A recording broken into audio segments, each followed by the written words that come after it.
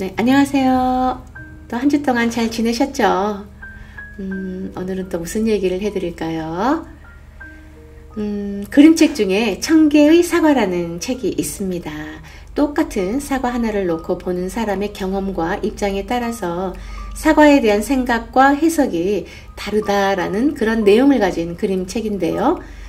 우리는 살아가면서 내가 가진 사고와 경험에 따라 똑같은 일이나 상황을 두고 다른 해석을 하는 경우가 있습니다. 내 사고의 틀이 어떠냐에 따라 보는 관점이 달라서 그럴 텐데요. 이 경우에는 당연히 질문도 달라질 것이고 그에 따른 답변도 달라질 것입니다. 여기에 해당하는 그런 이야기 하나 들려드릴게요. 서로 친구 사이인 두 사람이 있었어요. 그들은 신앙하는 종교가 카톨릭인지라 함께 같은 성당에 미사를 드리러 가곤 했답니다. 어느 날 친구가 물었어요.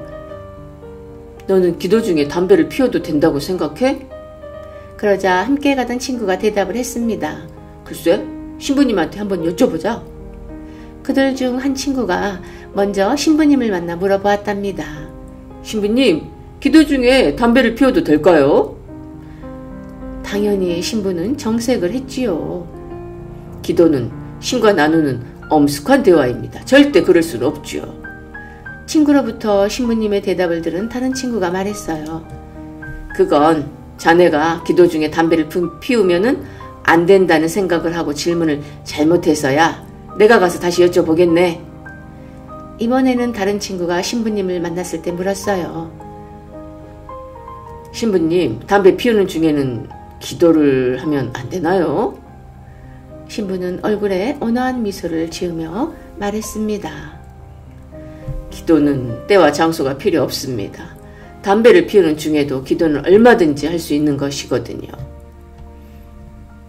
네, 어찌 보면 똑같은 상황인데 어떤 관점을 가지고 어떻게 질문을 하느냐에 따라서 정반대의 대답을 듣게 되었네요. 이런 걸 보면 내가 원하는 대답을 얻으려면 질문을 참 잘해야 되겠다 그런 생각이 듭니다. 네, 동일한 현상도 관점에 따라 전혀 다르게 볼 수 있다는 프레임의 법칙이라는 것이 있습니다. 프레임은 그 사전적 의미로는 테두리, 창틀, 골격 구조를 뜻하는데요. 심리학적으로는 생각의 틀로 사용되고 좀 더 추상적으로 표현을 한다면 세상을 바라보는 마음의 창, 네, 그렇게 얘기할 수 있겠습니다. 프레임 법칙은 똑같은 상황이라도 어떠한 틀을 가지고 상황을 해석하느냐에 따라 사람들의 사고와 행동이 달라진다는 법칙을 말합니다. 각자 자신만의 고정된 틀을 갖고 자신의 입장에 따라서 유리한 해석을 하고 그 잣대로 상대방을 평가하거나 또 비판하면서 잘잘못을 따지는 일들을 주위에서 또 많이 보게 되기도 하죠. 가정이나 사회 대인관계에서도 그렇긴 하지만 주로 정치 논리에서 입장에 따라 이런 현상들을 더 많이 보게 되는 현상인 것 같습니다. 내 경험과 내 틀에만 갇혀있지 않고 좀 더 유연한 사고를 가진 사람이라면 어느 한쪽이 아니라 전체를 볼 수 있는 눈을 가질 수 있을 텐데요. 그렇다면 접점이 없는 극단적인 대립이나 반목은 없을 겁니다. 늘 그래서 스스로에 대한 또는 자신이 속한 집단이나 사회에 대한 성찰이 중요한 것 같습니다.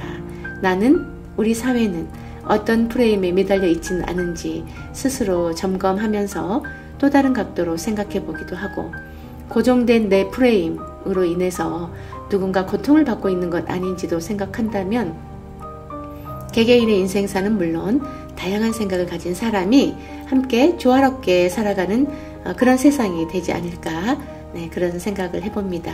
오늘은 우리 어르신들이 가진 사고의 틀은 어떤 것인지 또 객관적으로 한번 들여다보는 하루 되시면 어떨까요? 네, 그럼 여기서 인사를 드리고요. 다음 시간에 뵙겠습니다.